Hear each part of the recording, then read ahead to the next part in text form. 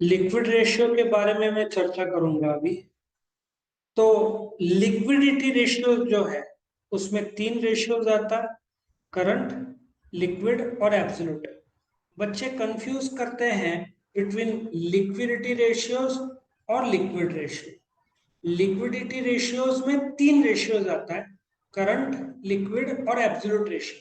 ठीक है। तो अभी हम देखेंगे लिक्विड रेशियोज के बारे में होता क्या है, कैसे वर्कआउट होता है।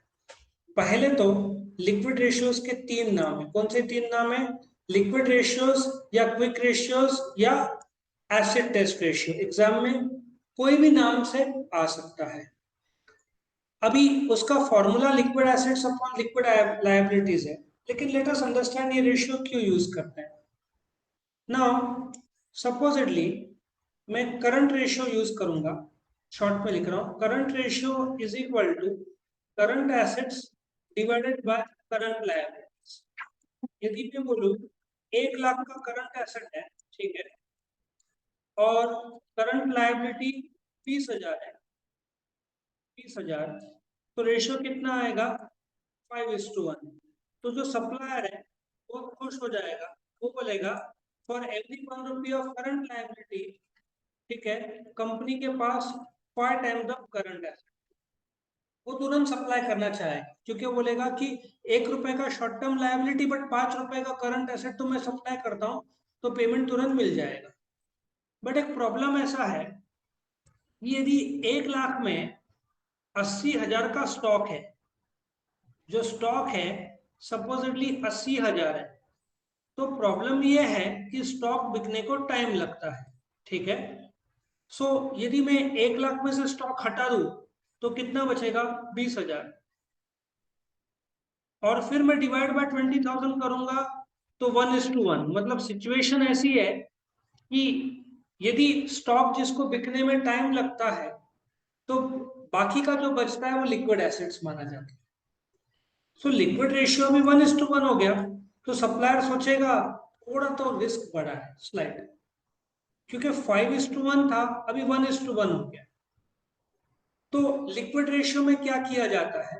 Liquid asset is nothing but इसमें करंट एसेट से दो चीज माइनस किए जाते हैं, एक तो स्टॉक और एक प्रीपेड, क्योंकि जो तुमने एडवांस में भर दिया वो आसानी से वापस मिलना नहीं है, तो ये दो चीज माइनस किया जाता है।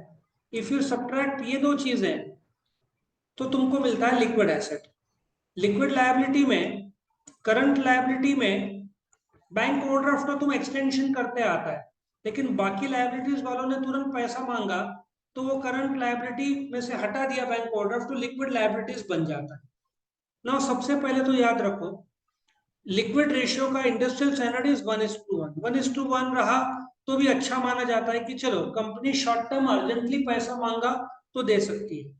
करंट रेशियो और लिक्विड रेशियो में ये फर्क है कि करंट रेशियो में जो करंट एसेट में जो हिस्सा है स्टॉक, क्या होता है, स्टॉक बिकने में 2 3 4 महीने लग सकता है, और लाइबिलिटीज वालों ने तुरंत पैसा मांगा तो 5:1 होने के बावजूद वो लोग पे नहीं कर पाएंगे क्योंकि उनका स्टॉक अभी तक बिका नहीं है।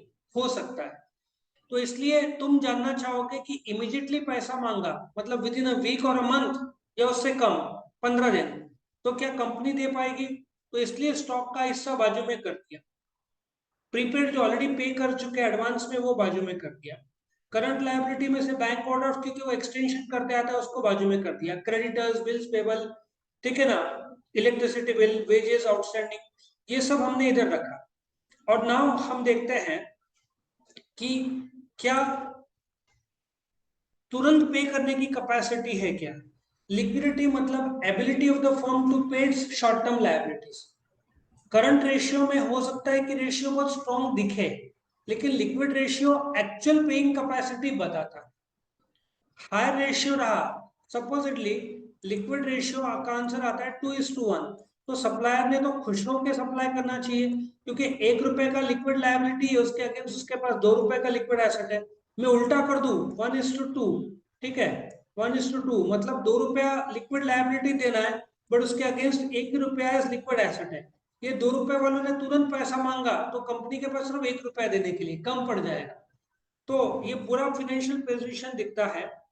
सो ज्यादातर तो पता लगता है कि कंपनी का स्थिति क्या है। इंडस्ट्रियल स्टैंडर्ड 1:1 है, लेकिन इंडिया में ये हो सकता है 0.8:1 भी हो, ठीक है ना। सो तुमको चेक करना है कि सामने वाले का पेइंग कैपेसिटी शॉर्ट टर्म में क्या है।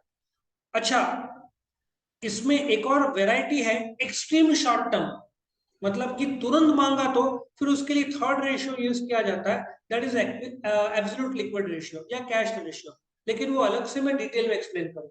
सो यहाँ पे शॉर्ट टर्म में, अब करंट एसेट शॉर्ट टर्म मतलब 1 साल माना जाता है, बट लिक्विड एसेट में भी कपल ऑफ वीक्स या मंथ में पैसा मांगा तो ये रेशियो दिया जाता है, और अर्जेंटली तो एब्सोल्यूट लिक्विड या कैश रेशियो यूज किया जाता है। तो ये तुम्हारा लिक्विड रेशियो का थ्योरी था। अब हम अगले वीडियो में सम शुरू करेंगे, जिससे तुमको आइडेंटिफाई होएगा कैसे रेशियो निकालते हैं।